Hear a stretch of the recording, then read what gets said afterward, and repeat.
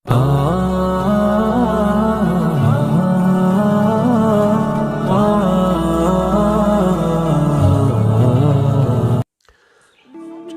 فروری کا دن مناظرے کے لیے طے کیا گیا تھا، یا اس کا اعلان کیا تھا اویس ربانی نے اور اقرار الحسن نے۔ اس دن کا شدت سے انتظار تھا گزشتہ 2 اشروں سے پورے پاکستان کو بالخصوص اور پوری دنیا کے مسلمانوں کو بالعموم۔ کل حسب وعدہ اقرار الحسن اپنی ٹیم کے ہمراہ وہاں پہنچے، اپنے ساتھ مریضوں کو بھی لے کر گئے، اپنے ساتھ وہ جو ٹریک کرنے والا بندہ ہے اسے بھی ساتھ لے کر گئے۔ اور یہ آپ کے ذہن میں ہونا چاہیے کہ یہ وہ دن تھا کہ اس سے پہلے کسی قسم کی کوئی یہ بات سامنے نہیں آئی تھی کہ 14 فروری کو وہاں پر کوئی ختم نبوت کانفرنس ہوگی بلاوڑا شریف میں۔ جب 14 فروری کا اعلان اقرار الحسن کی طرف سے ہوا تو حق خطیب سرکار نے وہاں کانفرنس کا انعقاد کا اعلان کر دیا کہ 14 تاریخ کو یہاں پر ختم نبوت کے عنوان سے کانفرنس ہوگی، اور کانفرنس کا ٹائم انہوں نے 6 بجے کا رکھا مغرب کے بعد۔ اقرار الحسن اس چیز کو دیکھتے ہوئے کہ 6 بجے کانفرنس شروع ہوگی، وہ دوپہر کو وہاں پہنچ گئے تاکہ کانفرنس سے پہلے ہماری گفتگو ہو سکے، بات ہو سکے، اور جو سچ ہے وہ عوام کے سامنے آ سکے۔ اور وہ اپنے ساتھ پوری ٹیم کو لے کر گئے، مریضوں کو لے کر گئے، اور وہ ان کے ساتھ جو بندہ تھا جو اس قسم کی ٹریک کر سکتا تھا جو حق خطیب کرتے ہیں، چین نکالنا، گولیاں منہ سے وغیرہ یہ ساری چیزیں نکالنا، ان بندوں کو بھی ساتھ لے کر گئے۔ وہاں جب گئے پہلے تو انہیں 3-4 گھنٹے وہاں انتظار کروایا گیا، پیر صاحب ان سے ملنے کے لیے بالکل تشریف نہیں لائے، اور ان کے جو کچھ مریدین تھے یا ان کے کچھ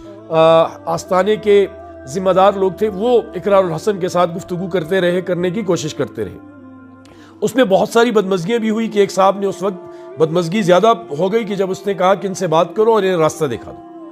تو وہ اقرار الحسن کھڑے ہوئے، وہ سید خون جوش مارا اور اس نے کہا کہ آپ مجھے راستہ دکھائیں گے، اور پوری لڑائی کی ایک نوبت آ گئی۔ لیکن وہاں جو ہزاروی صاحب کے نام سے بندہ تھا وہ بڑا اچھا اس کا کردار تھا، انہوں نے ان کو بٹھایا اور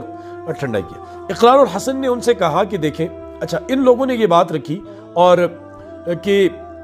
جو باتیں آپ نے کی ہیں وہ ہم آپ کے سامنے کر کے دکھاتے ہیں، مریضوں سے یہ سارا کچھ آپ کے سامنے ہوگا۔ انہوں نے کہا نہیں، جب تک کہ آپ کے پیر سرکار نہیں آتے میں نہیں کروں گا۔ بالآخر جب بہت زیادہ زور پڑا تو جب کانفرنس بھی شروع ہو گئی، اس کے بعد پیر سرکار تشریف لائے اپنے وہ مریدین کے جلو میں، اور وہ نعرے بازی کرتے رہے، شور شرابہ اور ایک بہت بے ہنگم قسم کا وہاں ماحول بنا ہوا تھا۔ اس میں وہ جب آئے اور بیٹھے اور ان کی گفتگو ہوئی، اقرار الحسن نے ان سے کہا کہ دیکھیں میں مریض لے کر آیا ہوں، ان سے بھی نہ نکالیں، چلے یہ میرے مریض ہیں، آپ کے جو مریض ہیں اس کو ہم نہیں مانتے، ہم تو یہ کہتے ہیں یہ اسکرپٹڈ ہیں، یہ پلانٹڈ ہیں، یہ پہلے سے طے شدہ ہی خریدے ہوئے لوگ ہیں، اور آپ ان کے ذریعے سے یہ اپنا دھندا چلاتے ہیں، ان کو بھی ہٹا دیں۔ آپ 5 بڑے علماء مشائخ جن پر آپ کو اعتماد یقین ہے ان کے نام لیں، ہم انہیں کہیں گے وہ 5 مریض لے کر آئیں، کسی بھی اسپتال سے لے کر آئیں، کسی بھی جگہ سے لے کر آئیں، اور آپ ان مریضوں کے ساتھ دم کر کے یہ سارا معاملہ کریں۔ لیکن نہیں، وہ نہیں مانے، اور انہوں نے کہا نہیں، اس طرح کی کوئی چیز نہیں ہو سکتی، اور بڑی عجیب قسم کی کیفیت وہاں پیدا کی، تشدد کا نشانہ بنایا، کیمرے چھین لیے گئے اور نعرے بازی ہوئی، بہت بڑی نعرے بازی۔ اقرار الحسن نے وہاں ایک اور بات بھی رکھی،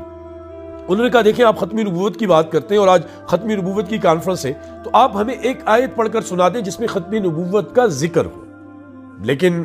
بالکل چپ رہے۔ پھر کہا کہ وہ جو آپ دم کرتے ہیں وہ کون سی آیتیں آپ پڑھتے ہیں، کون سا اللہ کا اور نبی علیہ السلام کا کلام پڑھتے ہیں، وہ ذرا پڑھ کر کیمرہ لوگوں کو کے سامنے کر دیں۔ اس کو بھی انکار کر دیا، اور یہی کہا کہ جو ہمارے مریض ہیں ان کے سامنے ہم ان مریضوں کا آپ کے سامنے یہ ٹریک کریں گے، اور ان سے کیمرے ویمرے لے لیے گئے، نیٹ بند کر دیا گیا، اور اچھا خاصا بقول اقرار کے تشدد کا نشانہ بنایا۔ پھر اقرار الحسن کہتے ہیں کہ ایک بچی تھی جس بچی سے 4-5 دفعہ یہ پہلے آنکھ سے چین نکال چکے ہیں، اس بچی سے دوبارہ چین نکالی، ان کے سامنے چین نکالی اسی بچی سے۔ تو اقرار نے ان سے کہا یہ تو تمہاری وہ مریضہ ہے جو مستقل اسی سے کسی اور سے نکال کر دکھائے، تو پھر جواب نہیں۔ کہا چلو آپ نے ایک دفعہ نکالی ہے، دوبارہ نکال کر دکھائے۔ پھر کہتے ہیں 40-50 منٹ وہاں پر وہ ایکٹنگ ہوتی رہی اور کچھ بھی نہ ہوا۔ یہاں پر ایک اہم بات جو انہوں نے اٹھائی وہ یہ کہا کہ اگر یہ پیر کامل ہوتے اور واقعی ان کے پاس کوئی یہ اللہ کا کلام ہوتا، تو جب ایک دفعہ یہ چین نکال دی جو اندر تھی، جو اس کو تکلیف دے رہی تھی بچی کو، تو پھر بار بار نکالنے کی نوبت کیوں پیش ہے؟ یعنی جب نکال دی، دم کر کے ختم کر دی، تو دوبارہ وہ کہاں سے پیدا ہو؟ تو یہ اس قسم کی چیزیں کل دیکھنے کو آئی اور بہت کچھ ہوا۔ اور جب ختم نبوت کی بات ہوئی، جو سب سے میرے خیال سے فکر انگیز بات ہے وہ یہ ہے کہ وہ ختم نبوت کی بات اقرار الحسن نے ان سے کہا کہ آپ ختم نبوت کے پیچھے چھپ رہے، ختم نبوت کے نام کے پیچھے چھپ رہے. تو وہ اس نے وہ مذہبی کارڈ استعمال کرنا شروع کیا اور کہا کہ یہ دیکھو یہ ختم نبوت کا منکر ہے، اور ختم نبوت کے نعرے لگائے اور اپنی قوم سے کہا کہ یہ تمہاری عزت کا مسئلہ ہے، یہ یہاں سے جانے نہ پائیں، اور کیا کچھ نہیں کہا. حالانکہ تصویر کا پہلا رخ بڑا خوشنما تھا کہ جب آئے گلے ملے چائے پلائی، اور یہ سب صرف میڈیا کو لوگوں کو دکھانے کے لیے تھا. بعد میں جو کچھ ہوا وہ اس کے بالکل برخلاف تھا، اور جس انداز سے رخصت ہوئے وہ بھی بڑا ہی یعنی آپ کہہ سکتے ہیں کہ وہ بہتر نہیں تھا. یہاں اس بات کو لے کر ایک اور صاحب بھی سامنے آئے جو گورکھ دندا کے نام سے اپنا پروگرام کرتے ہیں، ابرار قریشی صاحب، اور یہ غالباً برطانیہ میں ہوتے ہیں اور بڑے پائی کے صحافی ہیں، اینکر ہیں. ان کا کہنا ہے کہ میری جو خطیب سرکار ہے ان سے کوئی 2011 کی شناسائی ہے، ان کی میری بہت سی ملاقاتیں ہوئی، میرا نمبر ان کے موبائل میں سیو ہے، ان کا نمبر میرے پاس ہے، ہماری بہت سی باتیں ہوتی. کہتے ہیں میں نے بھی انگلینڈ میں اس قسم کے مریضوں کو چلتے ہوئے دیکھا، یہ گولیاں نکلتے ہوئے دیکھی، تو تب ہمارے ذہن میں یہ تجسس کوئی خاص زاویے سے پیدا نہیں ہوئی. اقرار الحسن نے جب اس مدعا کو اٹھایا تو میرے دل میں بھی سوال پیدا ہوئے، شکوک پیدا ہوئے، شبہات پیدا ہوئے. تو میں نے ان سے رابطہ کرنے کی کوشش کی، کوئی 9 بار کال کی اور 5-6 مرتبہ فون پہ بات ہوئی، 13 منٹ 17 منٹ 14 منٹ بات ہوتی رہی. ان کے میڈیا ٹیم کے جو انچارج ہیں، ہیڈ ہیں، ان سے بات ہوتی رہی، پیر سرکار سے بھی بات ہوئی. اور میں نے ان سے کہا دیکھیں اقرار الحسن یہ کہتے ہیں آپ اقرار کے سامنے نہیں بیٹھتے تو نہ بیٹھیں، آپ میرے پاس آ جائیں، میں آپ سے کچھ سوال کروں گا، ان کے جواب دے دیں، آپ کے ساتھ کوئی صحافی کل کو نہیں بیٹھے. تو انہوں نے منع کر دیا، جواب تک نہیں دیا، اور کہا کہ ہم کچھ دنوں کے بعد نیشنل اور انٹرنیشنل میڈیا پر آ کر ایک پریس کانفرنس کریں گے اور ان میں تمام سوالات کے جوابات دیں گے، اور جتنی یہ چیزیں اٹھائی گئی ہیں ان کا تسلی بخش وہاں لوگوں کے سامنے حل رکھیں گے. تو وہ قریشی صاحب کہتے ہیں کہ میں نے وہاں انگلینڈ میں جو ان کے مریدین ہیں ان سے رابطہ کرنے کی کوشش کی تو نہ ہو سکا. کہتے پھر جب میں نے پورا اس آواز کے اٹھنے کے بعد وہاں تحقیق کی، پتہ چلا کہ یہاں بھی جو مریض تھے وہ پلانٹڈ تھے، یعنی وہ پہلے سے پلان کیے ہوئے تھے، اور انہی مریضوں کو اٹھایا گیا، چلایا گیا، انہی مریضوں کے آنکھوں سے اور منہ سے وہ گولیاں اور کیلیں اور یہ چیزیں نکالی. تو یہ چیز وہ کہتے ہیں کہ وہ جو میرے دل میں ان کے بارے میں ایک عقیدت تھی وہ عقیدت ختم ہو گئی، وہ چیز بالکل الگ ہو گئی. پھر دیکھیں ہمارے پاس جب کوئی چیز نہیں ہوتی اور کسی بندے کا ہم جواب نہیں دے سکتے تو ہم اس کے بارے میں 2 قسم کے لفظ کہتے ہیں. ایک کہتے ہیں اس کے پیچھے کوئی خفیہ طاقت ہے، یا کہتے ہیں یہ کوئی ایجنٹ ہے، اس کا تانا بانا فلاں سے ملا ہوا ہے. میں نے ایک اور صاحب کو دیکھا، وہ انٹرویو دے رہے ہیں، ایک بڑے گدی نشین ہے، وہ بھی پیر کہلاتے ہیں. اس نے کہا اس کے پیچھے یہودی سازش ہے، اس کے پیچھے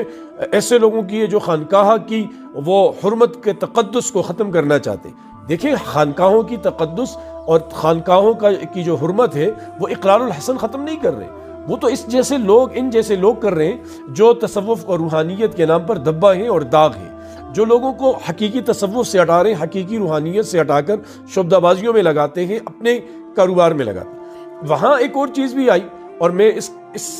چیز کو لے کر اقرار الحسن کی جتنی بھی تعریف کروں وہ کم ہوگی، کہ وہاں جو کلش سیدہ کے جتنے لوگ تھے ارد گرد کے، وہ تو اقرار الحسن کی حمایت میں تھے، اور وہ نعرے بھی لگا رہے تھے اقرار تیرے جانثار بے شمار بے شمار. تو انہوں نے ان کو کیش کرنے کی کوشش نہیں کی، اپنے ساتھ کچھ زیادہ لوگوں کو لے کر نہیں گئے تاکہ خدا نہ خواستہ وہاں کوئی ہنگامہ برپا ہو اور کسی قسم کی بدمزگی ہو. کچھ پولیس والے تھے اور ان کے لوگ تھے، اور ان پولیس والوں نے بڑے اچھے طریقے سے ان کو وہاں پر ان کی حفاظت کی. اور اقرار کہتے ہیں کہ اگر یہ پولیس کے جوان نہ ہوتے تو شاید کہانی کا رخ کچھ اور ہوتا، شاید زندہ ہی واپس نہ آتے، اور شاید یہ حالت ہماری نہ ہوتی، کیونکہ اتنا برا رویہ وہاں برتا گیا اور ایسی بد تہذیبی کا مظاہرہ وہاں کیا گیا کہ اللہ کی پناہ. اب دیکھیں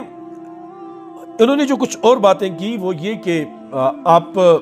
ماشاءاللہ سے پیر ہیں، پیر کامل ہیں اور خود کو ولی کہتے ہیں. تو میری جو چند باتیں جو خلاصہ کلام کے طور پہ ہے کہ وہ یہ ہے، کوئی آیت پڑھ لیں، کوئی دم جو ہے وہ پڑھ کر سنا دیں، اور کسی بھی مریض کو ٹھیک کر کے بتا دیں، باہر کے مریض کو، آپ کے پلانٹڈ مریض نہ ہو،